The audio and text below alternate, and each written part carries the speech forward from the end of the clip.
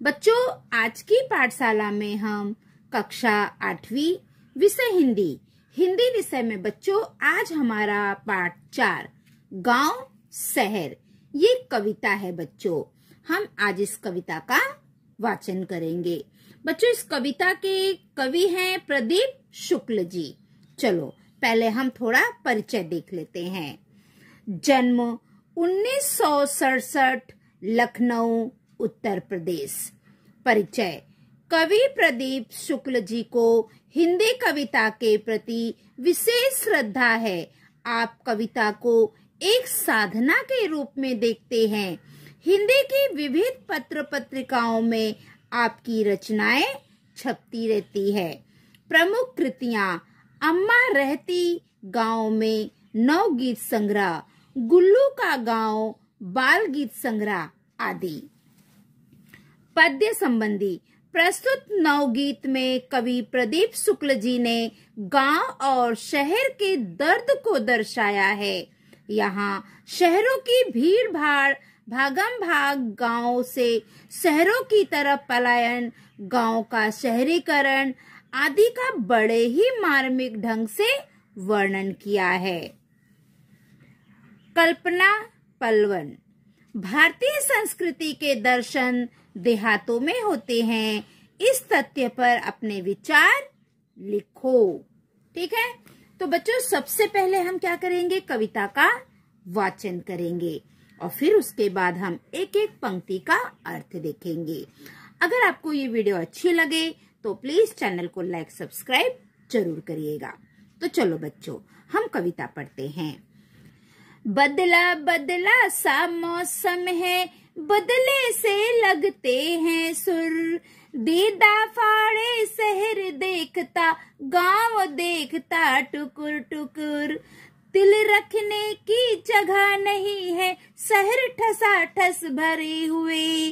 उधर गांव में पीपल के हैं सारे पत्ते झरे हुए।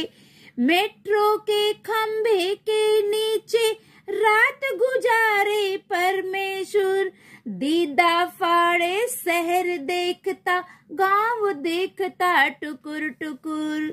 इधर शहर में सारा आलम आंख खुली बस दौड़ रहा। वहाँ रेडियो पर स्टेशन राम दीन है जो रहा। उनकी बात सुनी है जब से दिल करता है धुकुर पुकुर। सुरसतिया के दोनों लड़के सूरत गए कमाने। गेहूं के खेतों में लेकिन गिल्ली लगी घामने। लंगड़ा कर चलती है गैया, सड़कों ने खा डाले खुर। दीदा फाड़े शहर देखता, गांव देखता टुकुर टुकुर। दीदा फाड़े शहर देखता, गांव देखता टुकुर टुकुर। बच्चों, हमने कविता का वाचन कर लिया है। अब हम पंक्ति पढ़ेंगे एक एक और उसके अर्थ देखेंगे। ठीक है। बदला बदला सा मौसम है, बदले से लगते हैं सुर। दीदा फाड़े शहर देखता, गांव देखता टुकुर टुकुर। बच्चों, इस पंक्ति में कवि प्रदीप शुक्ल जी कहते हैं कि आज हर तरफ परिवर्तन की लहर चल पड़ी है। जहां देखो वहां पर बदलाव नजर आता है। यानी जो मौसम है वो बदला बदला सा लगता है। इस बदलाव को देखकर शहर अजरत से देखता है और जो गांव है वो टकटकी लगाकर देख रहा है और दंग है। बच्चों, इस पंक्ति में कवि कहते हैं कि आजकल जहां पे भी देखो वहां का जो मौसम है वो बदला बदला सा लगता है और वहां की जो सुर है वो भी बदले बदले लगते हैं।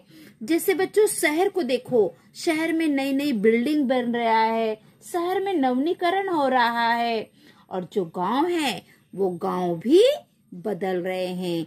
आजकल गांव में पक्की पक्की सड़कें बन रही है। तो कवि कह रहा है जहां देखो भले वो गांव हो या शहर हो, हर जगह का मौसम बदला बदला सा लग रहा है। जो शहर है वो अपनी आंखें फाड़ कर देख रहा है, और जो गांव है वो ऐसे लग रहा है जैसे वो एक टक आंखें गड़ाकर हम किसी को देखते हैं ना, वो टकटकी लगाकर देख रहा है और वह दंग है। चलो अगली पंक्ति देखते हैं बच्चों। तिल रखने की जगह नहीं है, शहर ठसाठस भरे हुए, उधर गांव में पीपल के हैं सारे पत्ते झरे हुए। बच्चों, इस पंक्ति में कवि प्रदीप शुक्ल जी कहते हैं कि गांव से लोग रोजगार की तलाश में शहर की ओर जा रहे हैं, बढ़ रहे हैं, और जो शहर है वो ठसाठस भरे हुए हैं। वहां पे तिल बच्चों एक छोटा सा खाद्य पदार्थ है। हम संक्रांति के दिन देते हैं ना तिल गुड़, वो तिल कितना छोटा है। तो कवि कह रहे हैं शहर में तिल रखने की भी जगह नहीं है, वहां पर लोग एकदम ठसाठस भरे हुए हैं। और दूसरी तरफ जो गांव है, गांव के लोग गांव को खाली करके शहर की ओर जा रहे हैं, और ये जो गांव है वो खाली पड़ा हुआ है, और जो शहर है वो ठसाठस भरा हुआ है। क्यों? क्योंकि जो गांव से लाखों लोग रोजगार की तलाश में शहर जा रहे हैं, इसलिए शहर वहां पर ठसाठस भरा हुआ है, और वहां पे तिल रखने की भी जगह नहीं है। आगे देखते हैं बच्चों। मेट्रो के खंबे के नीचे रात गुजारे परमेश्वर, दीदा फाड़े शहर देखता, गांव देखता टुकुर टुकुर। बच्चों, इस पंक्ति में कवि कहते हैं कि परमेश्वर एक नाम है, किसी व्यक्ति का नाम है। परमेश्वर जैसे कोई मेट्रो के खंबे के नीचे तो कोई सड़क के किनारे रात गुजारता है। शहरों में लोग कोई मेट्रो के खंबे के नीचे रात गुजारता है तो कोई सड़क पर भी रात गुजारता है। इसलिए गांव और शहर के इस परिवर्तन से आश्चर्यचकित हैं। कवि यहाँ पे कह रहे हैं कि शहरों में इतना भीड़ है कि लोग मेट्रो के खंबे के नीचे, परमेश्वर जैसे लोग मेट्रो के खंबे के नीचे और सड़क के किनारे रात गुजारते हैं। दीदा फाड़े शहर देखता, गांव देखता टुकुर टुकुर। कवि कहता है कि ये जो शहर है वो आंखें फाड़ कर ये सब देखता है, और गांव जैसे किसी को एक टक देखते हैं ना, एक नजर से देखते हैं, वैसे ही गांव टुकुर टुकुर एक जैसा टकी लगाकर देख रहा है। इधर शहर में सारा आलम आँख खुली बस दौड़ रहा है, वहाँ रेडियो पर स्टेशन रामदीन है जो रहा, उनकी बात सुनी है जब से दिल करता है धुकुर पुकुर। बच्चों, इस पंक्ति में कवि कहते हैं कि दूसरी ओर शहरों का यह आलम है कि आँख खुलते ही लोग काम के लिए निकल पड़ते हैं, वहाँ दिन निकलते ही भागम भाग की जिंदगी शुरू हो जाती है। और यहाँ गांव में रेडियो स्टेशन पर रामदीन समाचारों की राह देख रहा है। उसे बड़ी घबराहट हो रही है कि कहीं बाहर आने वाले लोगों के लिए कोई बुरी खबर तो नहीं है। बच्चों, इस पंक्ति में कवि हमसे कह रहे हैं जो शहर का जिंदगी है वहाँ पर आँख खुलते ही दौड़ भाग शुरू हो जाती है। जैसे ही लोगों के आँख खुलते हैं वो अपने घर से निकल जाते हैं अपने काम के लिए। और यहाँ गांव में रामदीन जो है वो रेडियो स्टेशन पर समाचार की खोज कर रहा है। रेडियो स्टेशन पे बच्चों 1 2 3 4 नंबर पैसे लगाते हैं ना समाचार के लिए, तो जो रामदीन है गांव का वो समाचार पत्र का इंतजार कर रहा है, उसकी राह देख रहा है। उसे बड़ी घबराहट हो रही है कि कहीं बाहर से आने वाले लोगों के लिए कोई बुरी खबर तो नहीं है। चलो आगे देखते हैं। सुरसतिया के दोनों लड़के सूरत गए कमाने, गेहूं के खेतों में लेकिन गिल्ली लगी घमाने।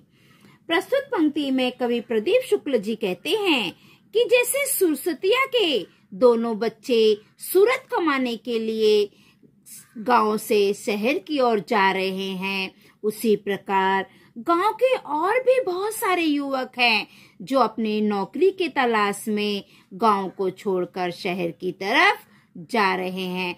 बच्चों, आज भी गांव में बहुत सारे लोग ऐसे हैं जो अपनी खेती को छोड़कर शहरों की तरफ रोजगार की तलाश में आ रहे हैं। तो कवि हम इन पंक्ति में यही कह रहा है कि जैसे सुरसतिया के दोनों लड़के सूरत कमाने के लिए गए हैं, उसी प्रकार गांव के और भी बहुत सारे युवक गांव से शहर की ओर जा रहे हैं अपने रोजगार की तलाश में।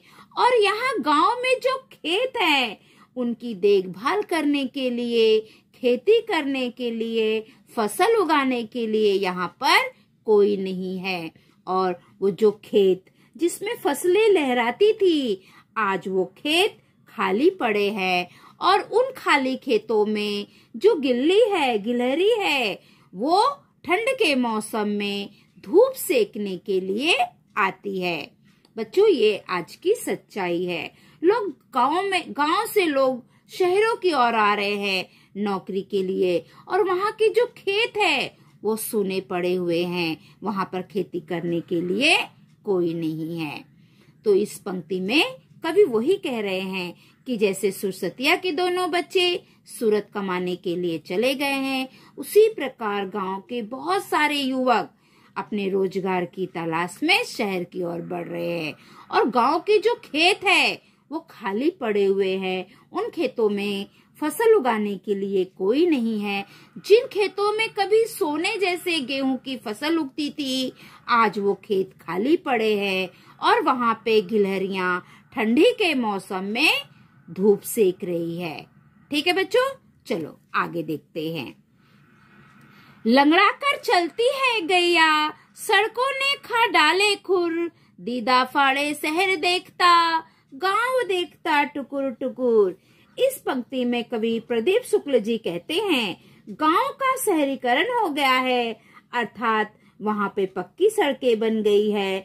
उन सड़कों पर चलने के कारण गायों के खुर खराब हो गए हैं, घिस गए हैं और अब वे लंगड़ा कर चलती है। इस बदलाव को शहर अचरज से देखता है और गांव टकटकी लगाकर देखता है। बच्चों, इस पंक्ति में कवि कह रहे हैं कि जो गांव है उसका भी शहरीकरण हो गया है, गांव भी बदल गए हैं, गांव में भी पक्की सड़कें बन गई है और उन सड़कों पर चलने के कारण जो गाय है उनके खुर खराब हो गए हैं, घिस गए हैं और उसके कारण अब ये गांव लंगड़ा कर चलती है। कैसे चलती है? थोड़ा लंगड़ा कर चलती है। कवि कह रहे हैं, दीदा फाड़े शहर देखता, गांव देखता टुकुर टुकुर। कवि कह रहे हैं कि जो शहर है वो अपनी आंखें फाड़ कर देखता है और गांव आंखें छोटी करके जैसे किसी को एक टक एक नजर से देखते हैं, अर्थात टकटकी लगाकर देखते हैं। इसी प्रकार गांव देख रहा है और जो शहर है वो अपनी आंखें फाड़कर देख रहा है इस बदलाव को कि जिस प्रकार बदलाव हुआ है। बच्चों, यहाँ पर हमारी ये कविता समाप्त होती है।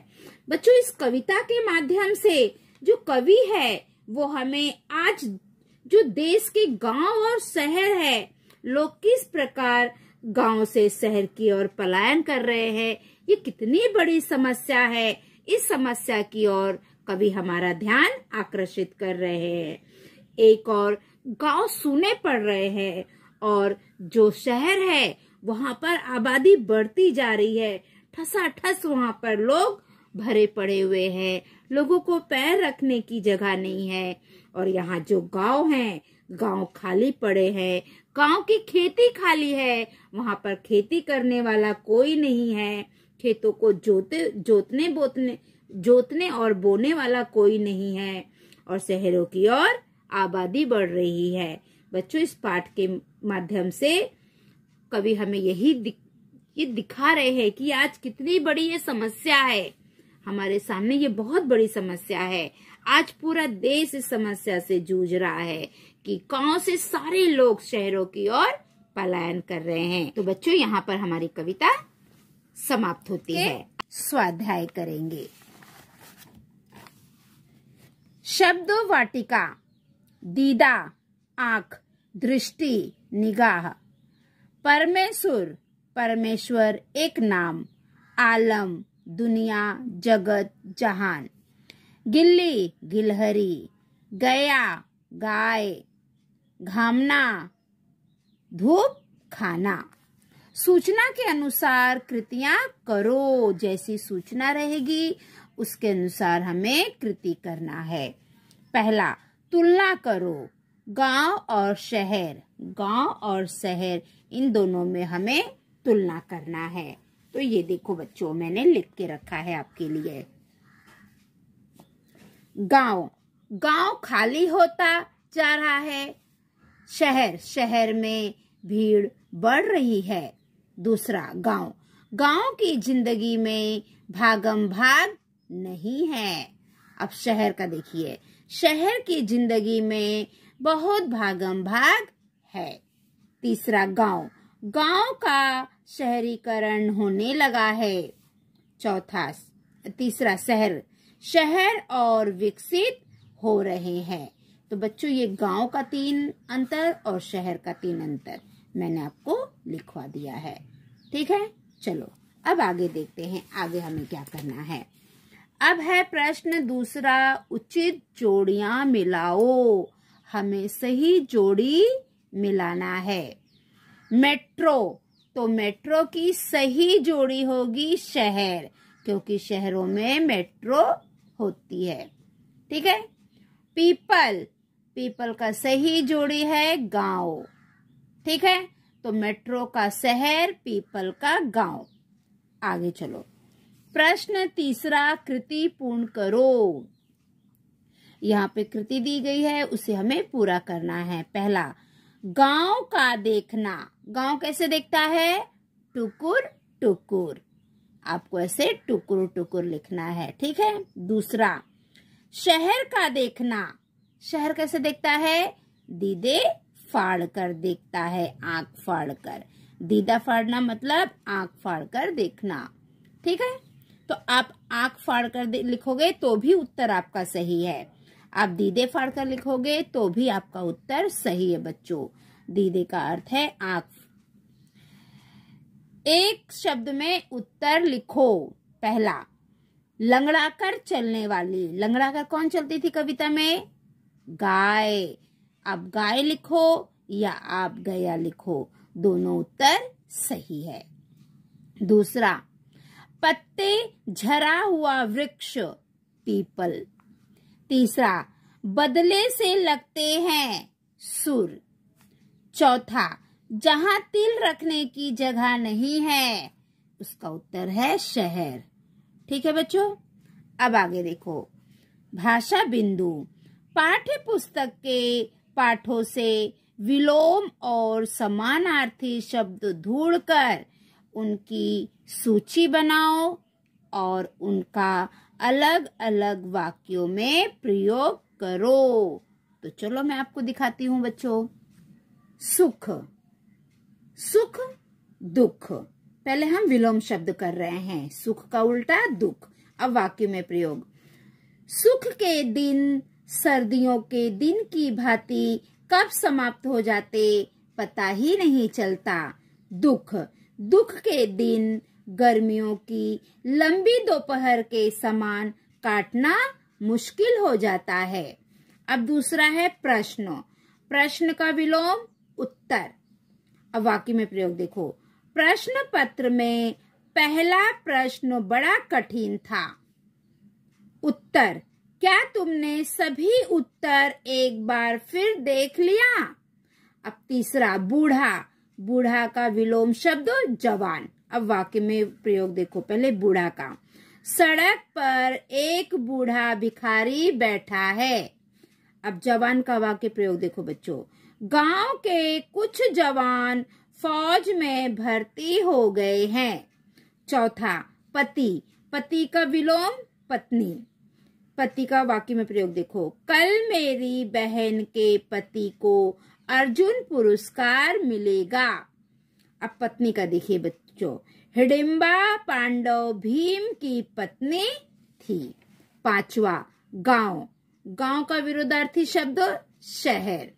गांव का वाक्य में प्रयोग देखिए, हमारा गांव गोदावरी नदी के किनारे है।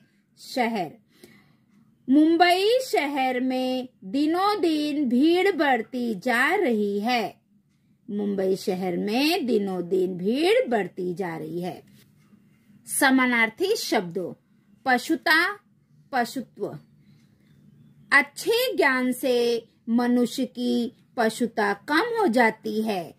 पशुत्व, नाखून बढ़ाना पशुत्व की निशानी है। निर्लज्ज, निर्लज्ज का समानार्थी बेहाया।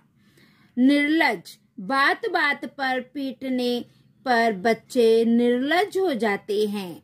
बेहाया, नाखून बड़े बेहाया होते हैं, बार बार काटने पर भी बढ़ते रहते हैं। जवान, जवान का समानार्थी युवा। जवान, सुभाष जैसा जवान पूरे शहर में ना था। युवा, युवावस्था में जोश अपनी चरम सीमा पर होता है। चौथा, विवश, विवश का समानार्थी बेबस। विवश, प्रकृति के कोप के समक्ष सब विवश हो जाते हैं। बेबस, लगातार बारिश के कारण पूरा शहर बेबस नजर आ रहा था। पांचवा, क्रोध, क्रोध का समानार्थी गुस्सा। क्रोध, क्रोध स्वास्थ्य के लिए अच्छा नहीं होता। गुस्सा, बात बात पर गुस्सा करना अच्छी आदत नहीं है। छठा और आखिरी, सुंदर, सुंदर का समानार्थी खूबसूरत। बगीचे में फूलों पर सुंदर तितलियां मंडरा रही हैं। खूबसूरत, पूर्णिमा के चांद की रोशनी में ताजमहल बहुत खूबसूरत दिखता है। तो बच्चों, हमारा समानार्थी और विरोधार्थी दोनों शब्द मैंने आपको बता दिया और वाक्य में प्रयोग भी आपको बता दिया है। ठीक है, अब हम आगे देखते हैं। अब है आगे देखो बच्चों, हमारा अगला प्रश्न है, वृक्ष और पंछी के बीच का संवाद लिखो। ठीक है बच्चों, मैं आपको दिखाती हूँ। तो बच्चों, ये वृक्ष और पंछी के बीच का संवाद है। पहला, पंछी, बरगद दादा आज ऐसे उदास क्यों दिख रहे हो? बरगद, नहीं, बस ऐसे ही। पंछी, दादा मैं बरसों से आपकी डालियों में ही घर बनाकर रहता हूँ, मैंने कभी आपको इतना चुप, ऐसा उदास नहीं देखा। कोई तो बात है जो आपको परेशान कर रही है? बरगद, हाँ बेटा, बात तो है। मैं यह सोच सोच कर हैरान परेशान हूँ कि हमारे जंगल कैसे थे और अब कैसे हो गए हैं। पंछी, क्यों, जंगल को क्या हो गया? बरगद, तुमने ध्यान नहीं दिया कि तुम्हारे आसपास के वृक्ष कम होते जा रहे हैं। आए दिन लोग आते हैं और हरे भरे वृक्षों को काट डालते हैं। पंछी, हाँ देखा तो है। बरगद, ये लोग इस बात को नहीं समझ रहे हैं कि वृक्ष सभी प्राणियों के लिए कितने उपयोगी हैं। वृक्ष अनेक प्रकार के पदार्थ तो देते ही हैं, पर सबसे महत्वपूर्ण है कि ये वातावरण से जहरीली वायु को लेकर उसे शुद्ध कर देते हैं। पंछी, मनुष्य तो सबसे बुद्धिमान प्राणी माना जाता है, दादा फिर वो ऐसा क्यों कर रहा है? अब बरगद बोल रहा है, बुद्धिमान तो है, पर केवल वर्तमान के बारे में सोचता है, भविष्य या आने वाली पीढ़ी के बारे में नहीं सोचता। मैं यही सोचकर चिंतित हूँ कि आने वाले समय में इस हरी भरी धरती का क्या होगा। तो बच्चों, ये पंछी और वृक्ष के बारे में ये लोग आपस में संवाद कर रहे हैं। तो ये हमारा हो गया है। आगे देखो बच्चों, आगे है मैंने समझा। आपने इस पाठ से क्या समझा वो हमें लिखना है। शहरों में बढ़ती भीड़ के कारण लोगों को मूलभूत सुविधाएं नहीं मिल पा रही हैं। दूसरी तरफ गांव का शहरीकरण होने लगा है, जिससे गांव अपनी पहचान खोने लगे हैं। खेती छोड़कर लोग शहरों में काम धंधा कर रहे हैं।